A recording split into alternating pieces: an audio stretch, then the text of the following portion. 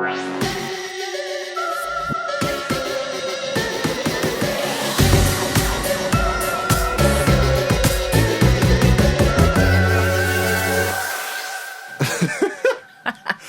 it. This is how we're starting this. Yep. Welcome to Episode 2 of As Woo Woo As You Wanna Be. Ooh. It's as woo as you want, but Well, you could... Okay. but as you want to be. You're like, actually, this is not in the wrong name. With Celine. and Jeremiah. Welcome. Hi, we're back. I hope you're back too. I hope someone's there. Oh, man. Okay. Okay. Well, I hope everyone enjoyed that first episode. Lively. We listened back to it. Thought it was hilarious. And Kind of great. yeah, I mean, not to toot our own horn, but... I felt pretty good about it. Yeah. During it, I was like, this is just a, Sinking ship. airplane. I did not feel that way the whole time, but you just were a super Gemini. That's what we realized afterwards. So I'm actually a double Gemini. I have Sun and Gemini, and I have my Mars in Gemini, which is a fun one, guys. Shout out to all my Mars Geminis out there. So you may have heard me flitting back and forth. It's a weird thing. I do want to say this. When you learn about astrology, like the thing that, and this isn't an astrology episode, but we were just talking about doing an astrology episode. But when you learn about these modalities, a lot of people they kind of brush it off and say it's bullshit, whatever. But I think if you're open enough, what happens is there are different lenses to look at life. Yeah. Through. So, the thing with when I started to realize like, oh, I'm a Gemini, I'm a Mars Gemini, that Mars has to do with your mind and stuff like that. And this kind of split personality thing, it made me understand myself in a way that I didn't understand myself before. And it gave me permission to be those two separate people. And it's a weird thing to own that kind of duality, and you're not just your sun, you're not just your whatever, your chart is, and everyone's unique. There's no hard and fast rule to this, but I think it's just like a really beautiful way of viewing people, yourself, relationships, the world. Yeah. Yeah. I mean, also, sometimes I think astrology... And again, this isn't an astrology episode, but... Maybe it should be. I know. I'm like, what? Well, I don't know enough. But yeah. I think that the problem sometimes comes down to like a generalization of an entire month of people being born and having a million different personalities there. Yeah. And it can feel like a generalization if you just, read it in the back of a magazine. Yeah. But to study it is really interesting. I do think it's apt that we are talking about astrology so early on, because I think for a lot of people that is a very mainstream woo-woo thing. It is. And so for a lot of people, that's kind of their entry point to woo-woo. Yeah. It's easy because you could just look it up. Yeah. So, but birth charts are really where it's at. Yeah, and we're going to do a whole thing about that. Mm-hmm. But not today. What are we going to talk about today, Celine? Well, I feel like we're going to kind of open the broad topic of energy. Yeah. And what that means. And what we mean when we talk about energy. Cool. In terms of woo-woo stuff. Yeah. Because it really sets the tone for everything. For vibrational, energetic beings. I think there's even science that says that. There definitely is. Right? Oh, yeah. At BU, I actually took quantum theory. Right. And so that's all about things vibrating. Everything's energy. Right. So any of those skeptical people out there like 15-year-old Jeremiah. Or like 20-year-old Jeremiah. Or like 20-year-old Jeremiah, guess the fuck what? It's all energy. Yeah. And scientists agree too. So how about that? How about that? I mean, it's pretty cool. And when you learn that you're vibrating at a certain frequency, right? Oh, man. You just brought up some stuff in me. I know I just did it. No, that was good. Why? How did that make you feel? No, so, related to that, I think that's one thing that when you start doing your meditation practice, you feel in a visceral way. Like a vibration? Yeah. You realize, you start to feel your vibration. And as you slow yourself down, I mean, me even saying that, like, you're literally slowing your vibration down.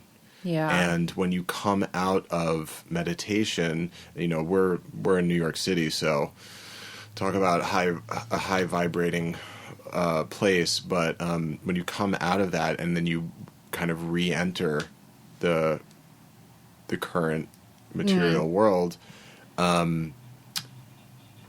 you're realizing how fast everything's vibrating. Well, I feel like that's like why a lot of people can't live in New York City. Totally. Because you're battling, or not, you're just living within a million different kind of vibrations and frequencies hitting you at all times. Like on the subway. I was battling. Oh my God. Yeah. The subway is insane. If you're too open, it's too tough, I think. We'll do a whole thing about chakras and cording. We have to do that because that was huge for me. But no, you're right. When I first did my meditation practice, it's really hard. I don't know if anyone's listening right now, but like if you're starting to meditate and you're becoming more sensitive to energy and you're doing it in New York, like God bless you because it's the best training ground. I had a really hard time handling it. I think whenever you become more open to the energetics that surround you, you do encounter, like, think of people who are, like, highly spiritual, like shamans, I mean, a lot of, like, cult leaders, whatever, you know, like, they can't be around a lot of people because you just absorb too much energy. Yeah. So, but when I talk about frequency and energy, I kind of feel like I look at it like a TV with a lot of different channels, right? And like I'm the TV, and then you can like switch the channel and it's a different mood. It's a different kind of energy.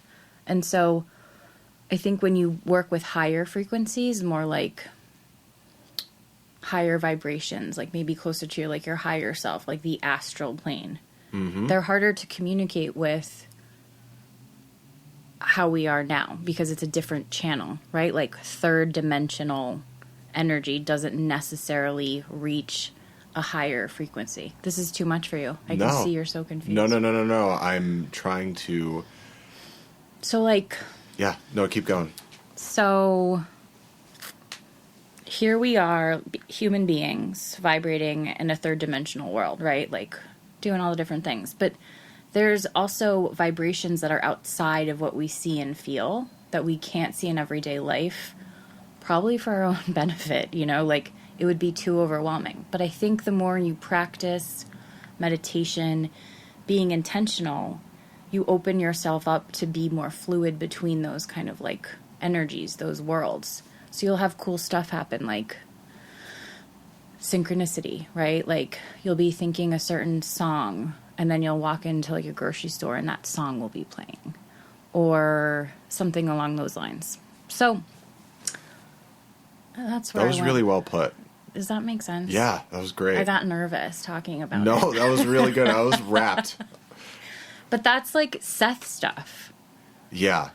So the one thing that I was gonna, God, you talked and I had like 8 billion things coming through my head. Hi everyone, this is who I am. And it's because I'm so excited. I just love this stuff. I'm so psyched you love this stuff. Yeah, and it's like, it's just one of those things where I'm so grateful for my family, for my friends. I feel like I'm surrounded by a lot of people who are very open to this, but there are times that I hang out with people And we're just talking about stuff that's just like so not interesting. And it's like, do you realize we're like energetic beings and we're like souls with multiple dimensions, and like you're purposefully like focusing in this place right now, but at the same time all of your past lives are happening right now. Like, and they're like, oh, how was the football game? You know, or whatever. But that's like part of the human, experience. I know. And it's like the idea that there's this one idea that I forget who said it, but you kind of live as many lifetimes as you need to wake up. Oh, it's so beautiful. Right? And so when you kind of get closer to waking up, you like think about stuff outside of like kind of just like basic shit that you're like, meh, I don't really care about the football game anymore. Yeah. So hopefully, Jeremiah, this is our last lifetime. I've thought about that. I know. I've really thought about that. It would be kind of cool. Like, what's next? I don't know. I don't either. It's just this. Eternity. Us in a little room. Yeah. Well, speaking to... Back to... We got off a little tangent there, but the Seth stuff... I would recommend, if people are interested in what we're talking about right now and what I'm about to say, check out... Celine had mentioned it in our first episode. Check out Jane Roberts and her husband Robert Butts, who transcribed all of the channeling work that she did. It's phenomenal, and it's a lot. It's really complex. It's very complex. There's a lot of books too. Yeah, and I would start at the first one. Yeah. And what I'm saying is from that first one, which is basically... that phrase that we're not human beings having a spiritual existence, we're spiritual beings having a human existence. It is really that. And what we are right now are projections of energy, but we are actually part of a much more vast soul being, for lack of a better word, or entity. So, when people talk about past lives or alternate realities, it's actually all happening at once, which is a very hard thing for people to comprehend. Actually, yeah, it's not. Well, it is, but there is a book written about it. It's called The Dancing Wooly Masters.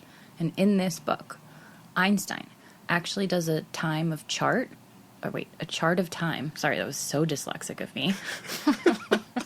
And in the diagram he does, time folds onto itself. Yeah. Thus becoming a plane, so that all time is actually simultaneously happening. I did a project about this when I was in high school. But you said that things weren't happening at the same time. Did I say that? Yeah. I meant to say all happening at the same time. This is the dimension where Celine goes dyslexic. I'm sorry, that was insensitive for anyone who's dyslexic. But yeah, sorry. Anyway, keep going. Yeah. But Dancing Wooly Masters. Yeah, no, so that was basically it, the idea that that maybe that's a good way of metaphors are so powerful for this stuff too, like explaining woo things. We're, if you think of your TV as your kind of soul being, and each channel, and it's satellite TV. Get it? Yeah, I love it. We both just laughed at that. It's a satellite TV with many, many channels. It's actually called the Oversoul.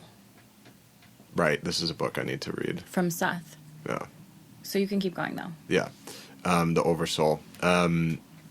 Each channel is in existence. Mm-hmm. And so right now, this podcast, you listening to us, this is all one existence. Mm-hmm. What I love about this too, and the practice of meditation, and just really getting into thinking about spirituality on a deeper way, and actually incorporating it into your life, is the feeling of freedom that you get from not feeling like you're just this body. I was just thinking the same thing. I don't know how to explain it. Well... It sounds really... that probably sounded so weird for people, but... Really? Well, because it makes everything more fluid. Huh. Or maybe like you're just less confined to one way of being. Exactly. And that's a nice time considering, sometimes what we have as our reality is like kind of garbage a little bit sometimes, you know? Maybe. Yeah. Yeah, no, I really like that. And man, for people who are like, I'm this way, I was born this way, this is just who I am. When you learn to not identify yourself as just this one being, and also opening up to calling upon your higher self and calling on the other spirits that are with you, and asking for help or guidance or anything like that, is a really amazing feeling, and a sense of opening and freedom, and this concept of, it's the biblical concept of casting the burden. Not feeling like you have to do it all yourself. And that's kind of yeah, well, maybe we'll get to it later, just the law of attraction stuff. I mean, we could talk about just it now. Go into it. I mean, yeah, let's just do it, because I want to talk about you with this, because I feel like, because you said earlier we were eating vegan pizza and it wasn't that bad. Yeah, it was good. Anyway, and we were talking about what to chat about, and Jeremiah was like, I feel like, what did you say? You're not doing it right? No, we had, Celine and I had met up like a few months ago just to chat, and like that I guess that is kind of like what became the this. Big Show. Yeah. And I've been practicing, for those who have been listening for so long to that first that one episode, I told you good. No, it was great. Okay. It was good. I think it was funny. Yeah. Okay. That's good. It was good. All right. I warned you, and I'm just gonna. That was that one warning. So I'm gonna talk about Tosha a lot, but I do practice a lot of what she writes and teaches about, and there's a lot of stuff about the law of attraction.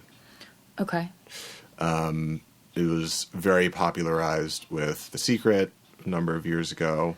Do you know that book? You don't. No, I do. You do. Okay. I was like, of course, I know that book. You know Seth at 16, but you don't know The Secret. No, I learned about the law of attraction from Abraham and Hicks. Okay.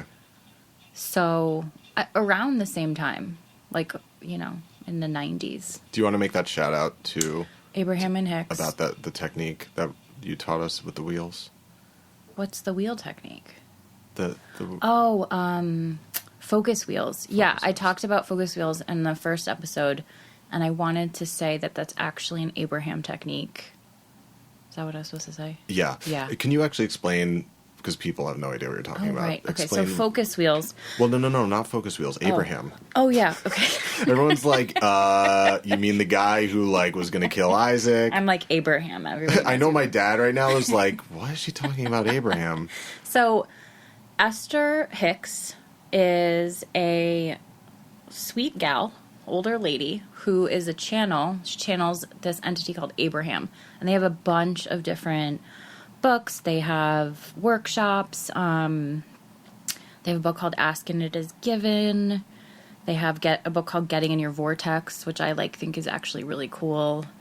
And their whole base, one of their main principles is the law of attraction. So in their terms, the law of attraction is about you set your intention, you feel your vibration behind that intention, and then you attract whatever vibration you're matching. So it can be tricky, because if you're saying, hey, I really want to meet a great boyfriend, but your vibration is a lower vibration, like a little bit down in the dumps, you don't really feel that confident, you'll attract a partner, but that partner will match the vibration that you're at.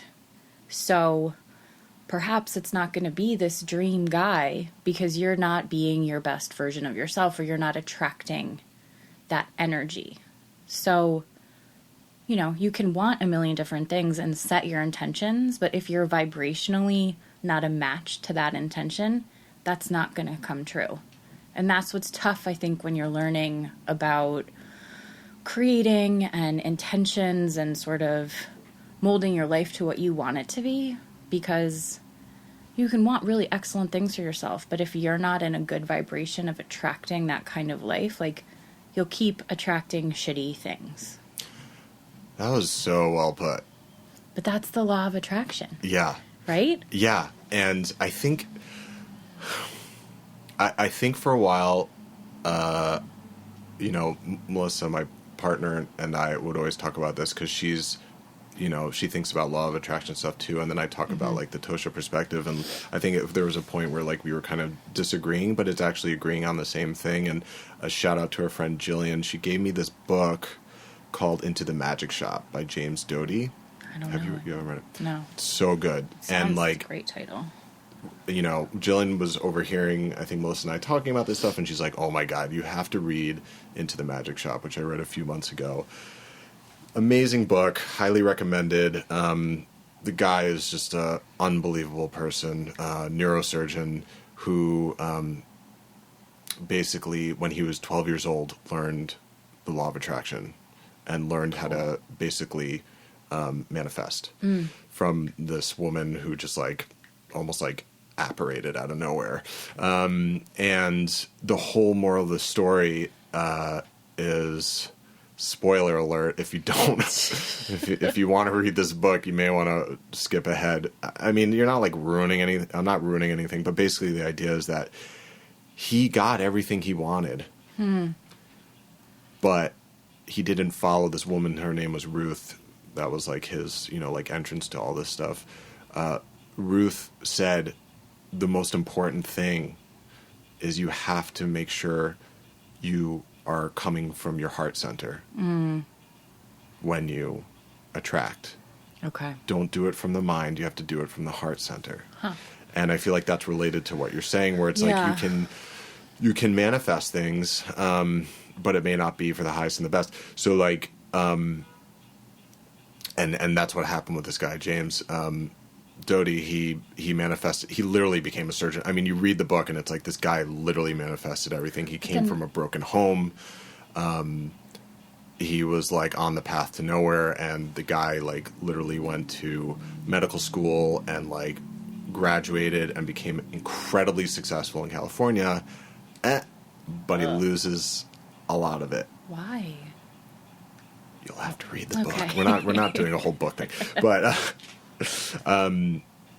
one other person I want to mention about the law of attraction stuff is a woman who actually Tosha gets a lot of her inspiration from, is this writer Florence Scovel Shinn, who wrote The Game of Life and How to Play It.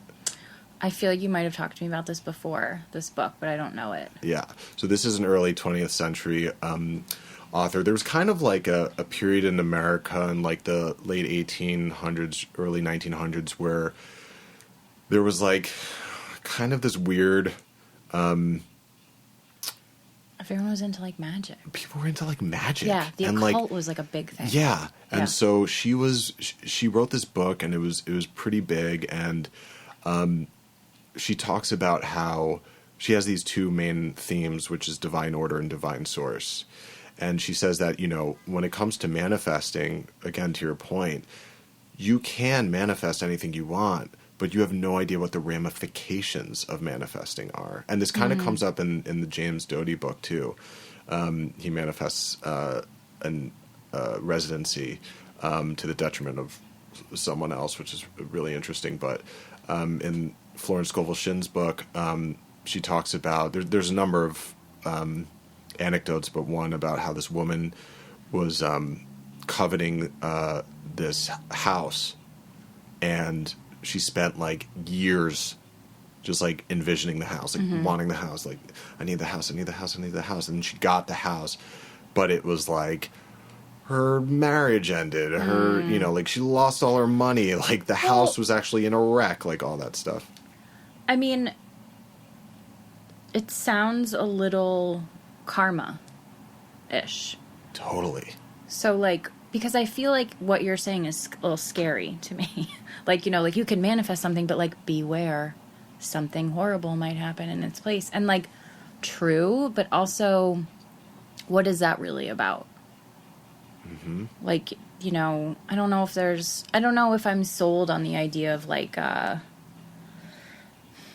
you know, like, I mean, it sounds like a little bit like of a scale balance. Like you tip the scale, so like you lose something, but you gain something. I don't know how I feel about that, to be honest. No. I agree with you. I don't know. I actually think that's this weird thing that I'm working through right now. What do you mean, the retribution idea?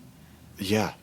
And the idea of like, if you have, I don't know, maybe other people feel this way too, but it's like if you have a lot of good things in your life, something's going to go wrong. Something's going to go wrong. I think that's a very third-dimensional way of looking at spirituality. Totally. You know? Because then you're almost inviting that to come in, too, you know? Mm-hmm. But I think it might be more of like, I believe more in like karmic patterns that you kind of have to work through. And so maybe I can look at it that way. Yeah. I have this one thing that I need to like sort out. And it will keep coming back into my life until I've kind of sorted it out, I guess. Yeah. Yeah, for sure. Yeah. So that's how I've approached the law of attraction is...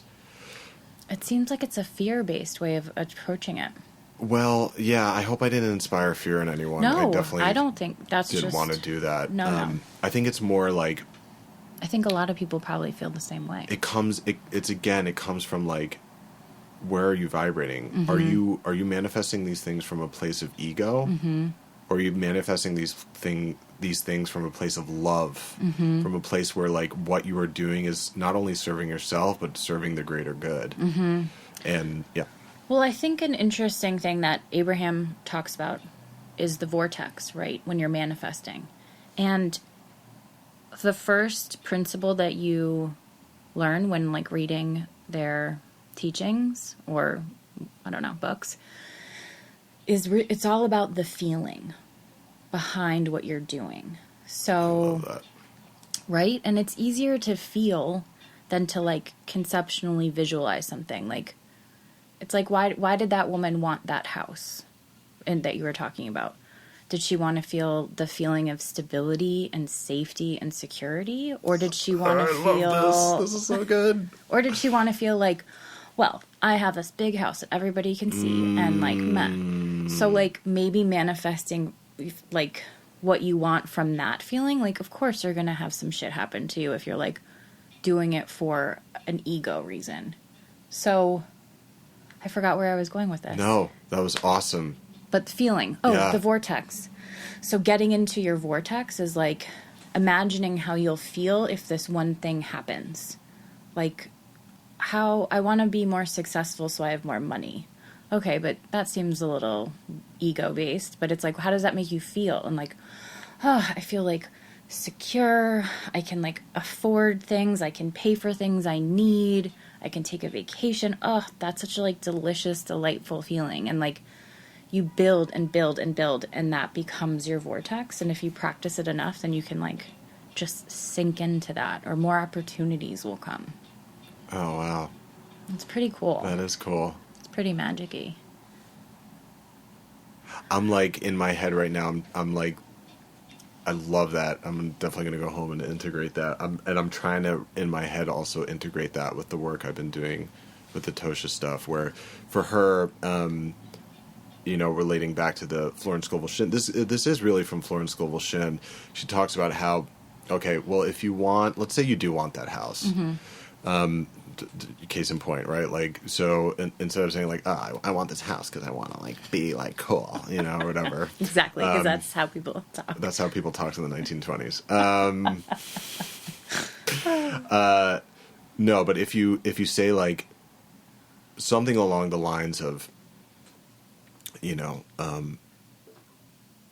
feel like this house will serve the highest and the best. Mm-hmm. I feel like this house will bring, stability and comfort to my family, and that will in turn like help my, friends and blah, blah, blah, blah. Mm-hmm. So it's like it's all kind of like for the highest and the best. Okay.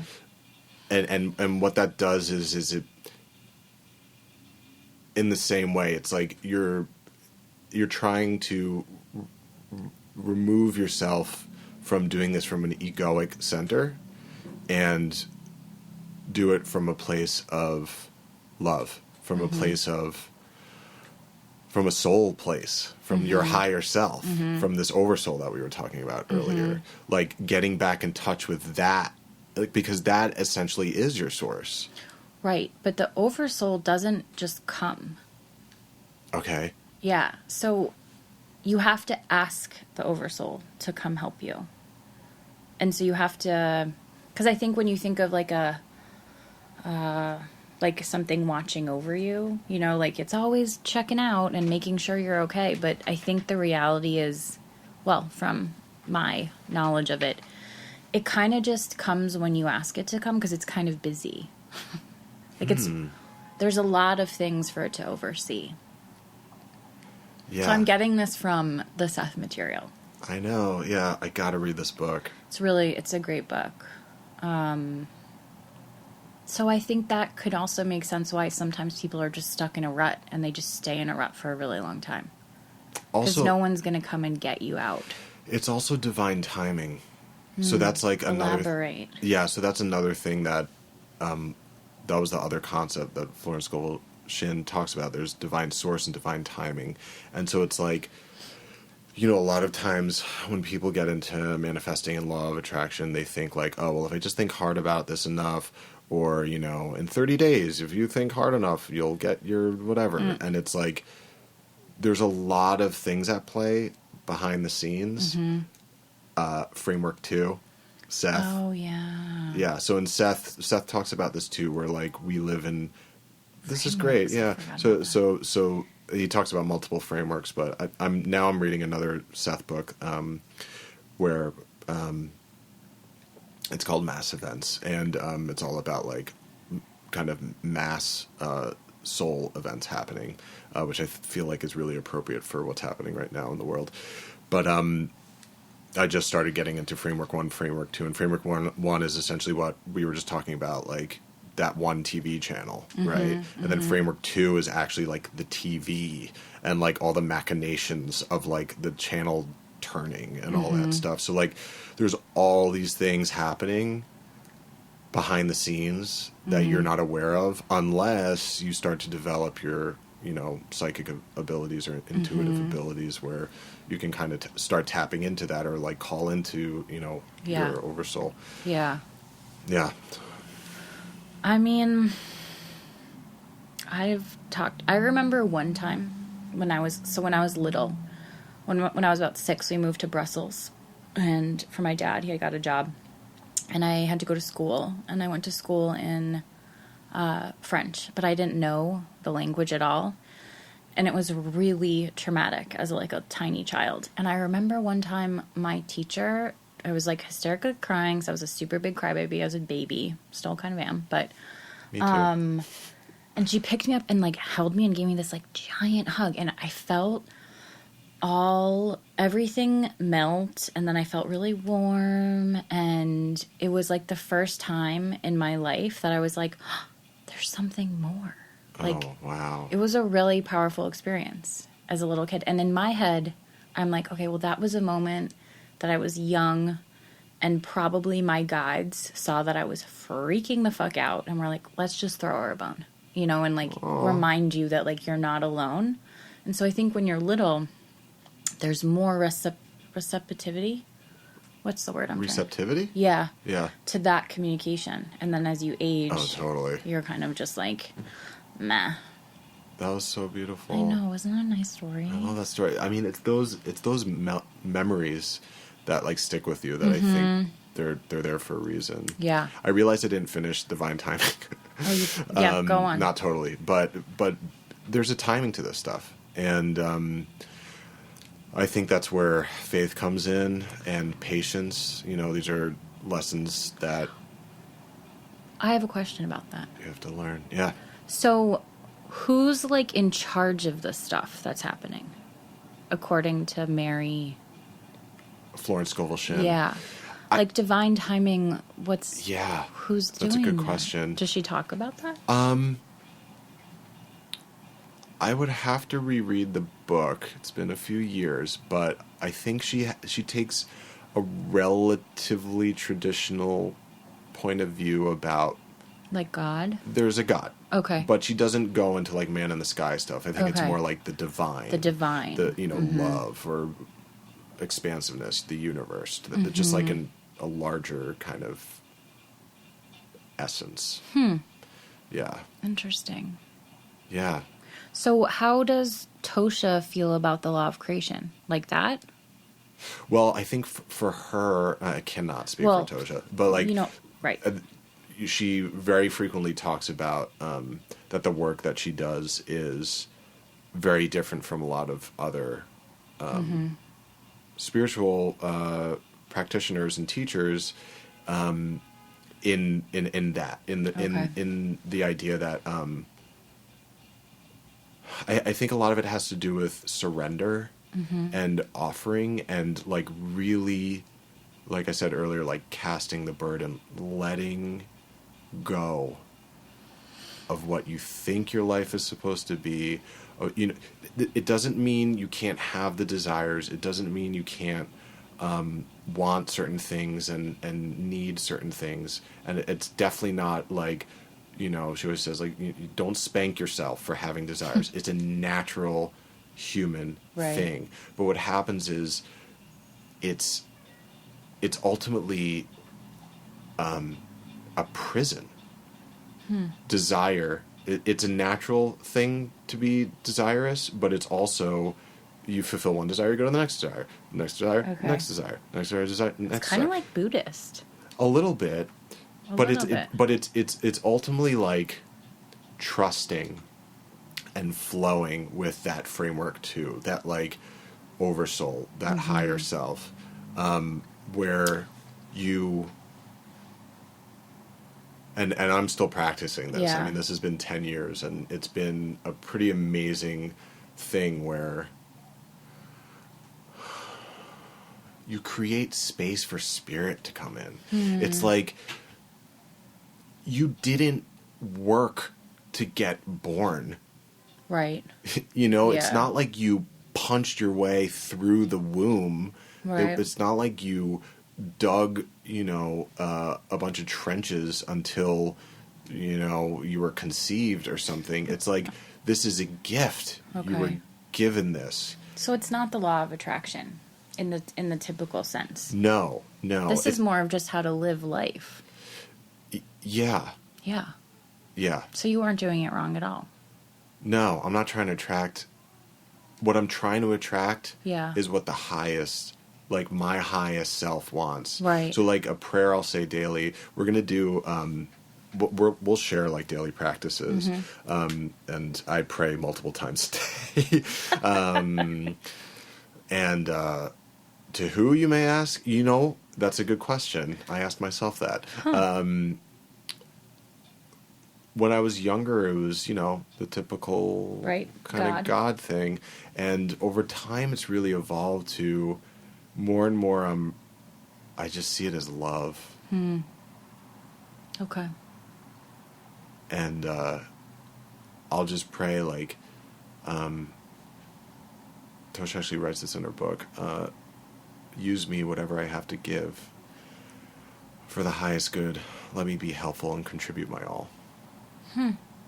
And so it's like, I'm not demanding anything except to be used in the highest and best way. Yeah. I mean, I'm a little different. I definitely demand. Yeah. Yeah. Talk, because I feel like I've been talking for a while. Oh. Well, I mean, I think it's two distinct styles of viewing and living your life. Yours is more accepting and trusting of what is to come. You're like, everything's going to be great because my higher self is going to take care of it.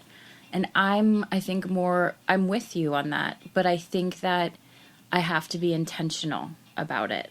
Yeah. And I'm not sort of just going to sit in the passenger seat and go, I'm going to drive the car. So, Okay. Yes, what? Say it. I wanted to interject, but I Well, also say wanted... it. Okay, so the whole thing is, like, you're not, like, giving... Not like you're saying you give up or anything like that. You are active, but it's, like, letting love lead. Mm-hmm. Which I think some people do more intuitively than others. But I feel like that can be really problematic to do in a logical way. Because what if your definition of love, what if you're coming from a place where you've had a complicated relationship to love? Or like you don't, like you're... I feel like it's difficult for a lot of people to just take the leap and trust something. It's so hard. So like... It's a practice. Yeah. For sure. But I just think you can practice intentionally and still do it in a space of love. I mean, most of my people that I've been following are more intentional than, I guess, this practice that you have. Yeah. Like, a lot of... I think Seth talks about having a blueprint before you're born. This is going to get real deep. Of go there. Things that you have mapped out in spirit form and agreed to go through. And there's different like probabilities based on, which decisions you decide to make. But you have a general blueprint of, what will happen in your life. And Bashar talks about how to tap into your blueprint and how to change your blueprint. Wow. And so I think you have to be a little more, or personally, to be like a little bit more active in the process to really manifest a life that you can feel like is everything you want. Almost like the kind of stuff you think is unrealistic. Because to get to that place, like, you have to work really fucking hard. Yeah. As an idea, like doing meditations, or there's even some forms of yin yoga that allows you to tap into the astral plane of your vibration. And in the astral plane is the blueprint, and you can go in and like rework different aspects through sacred geometry that you come back to, and it will change the course of what's happening in your life. Do you feel like that's deja vu? What just happened? Like reworking the blueprint. Yeah, I mean, I definitely think that's a lapse in time where like the veil just gets confused, and you're like, oh wait, I've done this, and you're like, yeah, of course, we've all done this. Yeah, I feel like I experience deja vu weekly. Really? I don't really get it that much. Man. It must be kind of fun and weird. It's really weird. I mean, look at us talking about this stuff. Little studio in Brooklyn. Yeah, that was great. This was good. Yeah. I think this was a good segue. Man, we just went in this time. We did. It was not like the first episode. I'm sorry. No, it was good. I think everybody loves both. Do we want to talk about anything else about energy? I mean, I think we kind of did. Do you have anything to add? No, I feel like I have a lot to integrate. Just... I don't want you to feel like I was saying Tosha's not a great spiritual leader. No, not at all. Not at all. I mean, that's not one thing. my intention at all. No, and no, I don't feel that way good. at all. I feel like that's part of like the title of the podcast is like, yeah, as woo-woo as you want. Like, that's a huge thing for me now. Right. I think when I was younger, I used to want to like tell people what to do and like give advice from a place of like, I know and you don't. And yeah, tell me about it. Oh my God. And I still want to do that. And you get it from so many people. Like you got to do it this way. You got to do it that way. And it's like, I was telling a couple people this a little while ago. This is going to sound so simple, but if you really start to like integrate it, it will really shift the way you live. Every single person on this plane, on this planet Earth right now, is different. Yeah. That horn is acknowledging it. I don't know if you can hear that. Unique. So, like, when people say you gotta do it this way or you gotta do it that way, it's whatever works for you. Yeah. You know? Like... It's true. Yeah. It's very, very true. So I don't take it as anything like that. I think for me, it's more about just... seeing what else is out there. Seeing what else is out there, and I think intentionality is really important. I do too. I think that's very really important. Yeah. Yeah. I threw out a lot of different concepts, blueprints, Bashar. It's pretty complicated. I'm not an expert on any of that either. It's just a surface thing I kind of know about. Well, there's a lot of references we threw out today that people can dive into. A lot of different books if you want to check them out. And Yeah. Should I do my I was going to do a grounding exercise. It's really interesting. Holy crap, I want that. You probably know it already. It's just a visualization. Okay. Let's do it. So what you do if you're ever feeling super anxious, stressed out, not ready to face the day is super simple. You just stand where you are, and then you visualize the bottoms of your feet, and you inhale, and then as you exhale, you send all of that energy back into the earth, and it like grounds you down, and trust that is where you are supposed to be.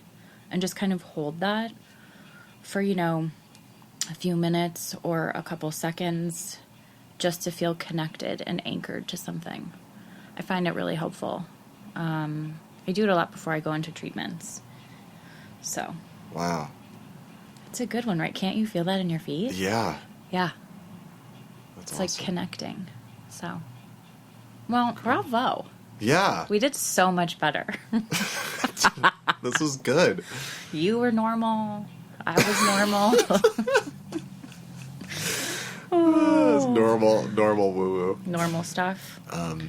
Cool. Okay. Cool. All right. Well, on to the next one. On to the next one. Yeah. Hope you stick around. Yeah. Thank you. Love you. Bye. Bye.